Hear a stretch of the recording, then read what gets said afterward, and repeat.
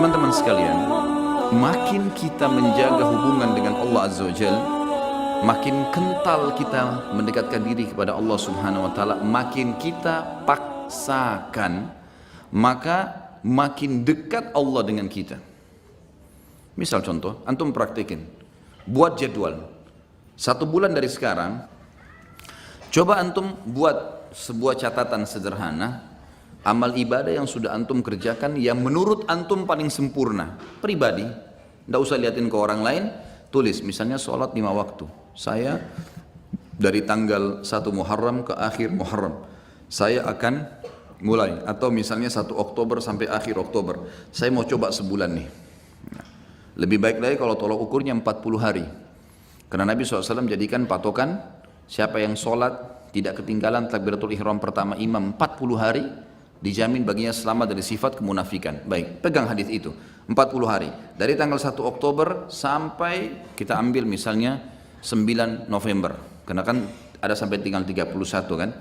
Buat jadwal itu memang harus dipaksakan, paksa, nggak pakai cerita main-main, ini harus buat program dan antum harus mulai sendiri. Paksain, mau apapun godaannya tidak ada ceritanya. Seperti antum kalau lagi lapar, orang mau bicara apapun antum tidak pusing, yang penting saya harus makan dulu karena laparnya berbahaya. Seperti itu butuhnya dengan ibadah. Antum lagi haus, orang mau ngomong sebentar, saya mau minum, haus. Begitu antum buat program ibadah sekarang. Lebih penting daripada makan dan minum sementara kita lapar dan haus nih. Buat jadwal, sholat 5 waktu. Saya harus on time. Jadwal, buat jadwal sholat. Mulai, start, subuh, duhur, asar, maghrib, isya, buat catengan. Besok lagi, terus paksain. Karena 40 hari, jaminan selamat dari sifat munafik. Antum tidak akan pernah dusta seumur hidup, tidak akan pernah ingkari janji, tidak akan pernah khianati amanah, tidak akan pernah berbuat curang. Jaminan dari baginda Nabi SAW. Dan tidak mungkin Nabi salah. Tidak mungkin Allah salah. Ada sahabat 2 orang, adik kakaknya sakit perut, datang ke Nabi SAW. Ya Rasulullah, adiknya bilang, kakak saya sakit perut. Kata Nabi SAW, minumkan madu, kasih madu. Adiknya kasih madu. Rupanya adiknya buru-buru, kakaknya masih kesakitan, kembali lagi ke masjid. Ya Rasulullah, kakak saya masih belum sembuh. Apa kata Nabi SAW? Minum lagi, cari obat lain? Tidak. Nabi ajarkan sebuah konsep dasar ini. Kata Nabi SAW, Allah pasti benar dan perut kakakmu yang bohong. Enggak mungkin Allah salah. Sabar, minum, yakin, pasti. Allah pasti benar, perut kakakmu yang bohong. Penanaman akidah yang luar biasa. Harus difahami ini. Buat jadwal. Saya belum pernah baca Quran sehari. Baik, sekarang baca. Lebih mudah bagaimana? Habis sholat, buat jadwal ini coba. Setiap habis sholat teman-teman, habis zikir jangan berdiri. Hitung pakai stopwatch 5-10 menit, tidak usah lebih. Antum buru-buru 5 menit saja. Buka Quran, baca. Pokoknya baca. Kalau antum bisa baca 2 lembar setiap habis sholat, 1 lembar, 2 lembar, sampai isya itu berarti bisa 10 lembar per hari. Atau kita ambil ayat lah, 10 ayat habis sholat. 1 hari antum punya 50 ayat. Apalagi kalau antum bisa 20 ayat, bagus kan? 20 ayat subuh, 20 ayat duhur, 20 ayat asar, 20 ayat maghrib, 20 ayat isya. Kalau ada yang lewat, misal maghrib gini ada taklim, habis isya nanti saya double jadi 40 ayat, atau sebelum tidur. Pokoknya 1 hari target saya 100 ayat misal. 100 ayat sehari teman-teman, 6.000 lebih ayat Al-Quran. Itu bisa antum khatam cepat sekali, hanya baca. Harus paksain. Zikir pagi sore. Jangan berdiri dari tempat antum habis sholat subuh kecuali sudah zikir subuh. Harus, apapun godaannya enggak, duduk dulu sebentar. Dan teman-teman, saya pernah praktekin zikir pagi, asal antum sudah rutin lakukan, maksimal 12 menit, maksimal udah. Ini kita baca zikirnya, kalau ditambah dengan wirid yang lain seperti la ilaha illallah wahdahu la syarika lah, ini saya pernah baca 100 kali, saya praktekin ya, dengan tidak terlalu buru-buru, tidak juga terlalu pelan. La ilaha illallah wahdahu la syarika lah, lahul mulku wal hamdu wa huwa ala kulli syai'in qadir. La ilaha illallah wahdahu la syarika lah. Jangan berhenti mulut antum, sambung, nyambung. Itu 7 menit selesai 100 kali. Jadi semua paling lama 20 menit. Duduk dia di situ. Apalagi kalau antum duduk sampai syuruk, itu Masya Allah, bagus sekali. Saya yakin 20 ayat dan zikir pagi tuntas tuh. Waktu syuruk. Jangan ngomong teman-teman sekalian, kecuali ada taklim. Syuruk tapi ngobrol di pojok sana, ngobrol di sana, ada apa ngobrol? Nanti sebentar ngobrol itu. Kasih haknya, jadwalin. Harus sudah selesai nih. Habis asar jangan berdiri. Tunggu sampai zikir antum sore selesai. Syaitan punya standar godaan. Nanti aja di jalan, nanti aja di rumah. Sampai sekarang masih banyak pasti belum zikir sore nih.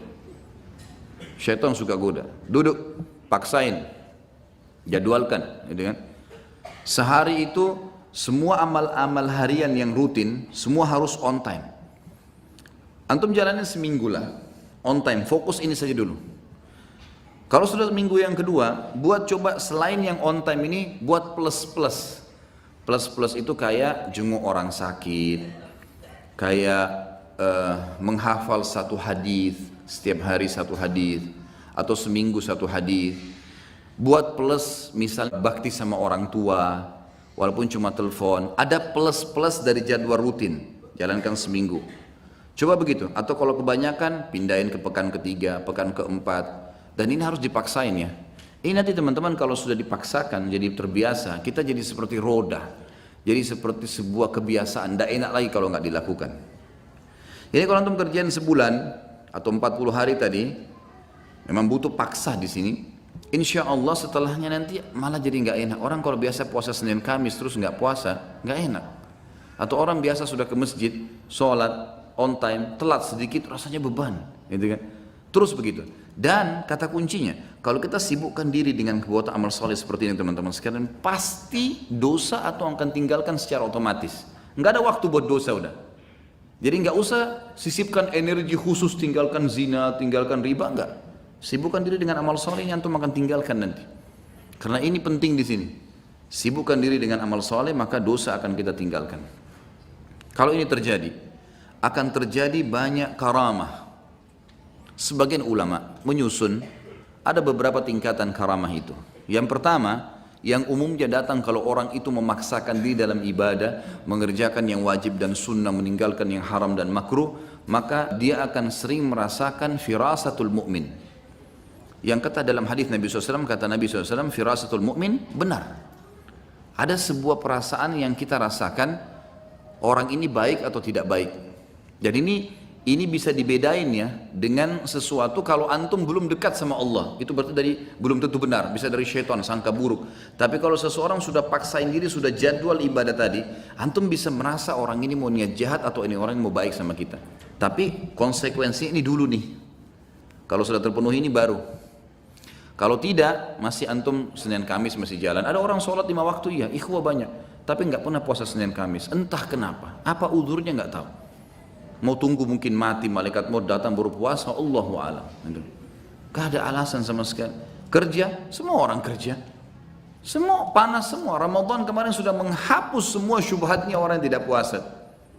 Semua dihapus. Panas iya, kerja iya. Sama semua. Sama. Sudah kita dilatih sama Allah SWT. Dan wajar kalau orang menjadi lebih baik. Wajar, gitu kan. Yang kedua, dia kalau terus memaksakan diri lagi, dia akan mendapatkan yang dikenal dengan ru'yah sadiqah. Ru'yah sadiqah ini sebagian ulama, tentu tidak semua, mengatakan diambil dari sabda Nabi SAW, mimpi yang benar dari seorang mukmin atau ru'yah sadiqah adalah cabang dari 40 cabang kemukjizatan Nabi. Dalam hadis lain dikatakan tidak tertinggal lagi sesuatu yang benar menjelang hari kiamat kecuali mimpi yang benar dari orang mukmin. Misal antum mau pergi umroh atau mau pergi haji, mimpi lihat Ka'bah. Ada orang tua kita mau datang silaturahim, kita mimpi beliau datang, gitu kan? Banyak hal yang diperlihatkan oleh Allah SWT, mimpi. Dan mimpi itu berita gembira, membuat orang mukmin ini senang. Kata para ulama, kalau orang ini belum memaksakan diri ke target-target tadi, mengerjakan semua perintah wajib atau sunnah, meninggalkan semua larangan haram atau makruh, maka bisa saja mimpinya itu bercampur baur dengan hilm. Hilm ini lawannya ru'yah sadiqah. Ru'yah sadiqah mimpi yang benar dari Allah, sementara hilm dari syaitan. Jadi kalau antum masih mimpi nggak tahu ini benar dari Allah atau bukan ya. Nah ini karena masih belum sampai pada itu. Tapi orang kalau sampai pada tingkat ini, sebagian ulama mengatakan seperti sabda Nabi SAW, memang orang mukmin akan mimpi ru'ya sadiqah itu. Orang mimpi ru'ya sadiqah. Ini yang kedua. Kemudian datang yang ketiga, yang setelahnya adalah hal-hal yang terjadi yang memang Allah subhanahu wa ta'ala sesuaikan dengan keadaan orang itu. Bisa saja lisannya menjadi petunjuk bagi orang. Seperti misal Umar bin Khattab radhiyallahu anhu, di zaman khilafahnya beliau pernah tiba-tiba naik mimbar, kumpulin orang di masjid, lalu beliau mengatakan, hai pasukanku, ke gununglah kalian, ke gununglah kalian.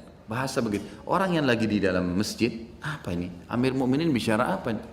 Ke gunung, tidak ada pasukan di masjid, bukan pasukan ini. Orang belum mengerti pada saat itu. Lalu Umar bin Khattab turun dari mimbarnya. Orang juga nggak ada yang nanya. Selesai. Ternyata Umar bin Khattab lagi mengirim pasukan di perbatasan wilayah Persia. Datang pasukan tersebut, lalu mereka yang memberikan kesaksian. Mereka mengatakan, ya Amir Mukminin, Allah telah berikan kami kemenangan. Kata Umar, bagaimana kalian menang di depan orang-orang semua? Kata mereka, kami pada saat didesak oleh musuh, dan kami yakin kami akan kalah, kami yakin akan dibantu oleh musuh. Tiba-tiba kami mendengarkan suara Anda yang berkata, wahai pasukanku, ke gununglah. Dan kami lihat di belakang kami ada gunung, kami naik ke gunung tersebut, mengatur strategi, kemudian kami melemparkan anak-anak panah ke musuh dan kami menang. Umar bin Khattab waktu itu yang muncul adalah perasaan dia tidak bisa lihat ghaib. Umar bin Khattab tahu itu, tapi ada feeling yang sangat kuat di situ, kalau dia harus ucapkan itu. Maka dia ucapkan dan dibuktikan di lapangan, Allah berikan kemenangan pasukannya. Tapi ini bukan orang-orang yang biasa, bukan orang yang baru Senin Kamis sholatnya, baru 2 kali 3 kali datang taklim, apalagi kalau sudah pakai aku dan saya tadi, lupain sudah ini.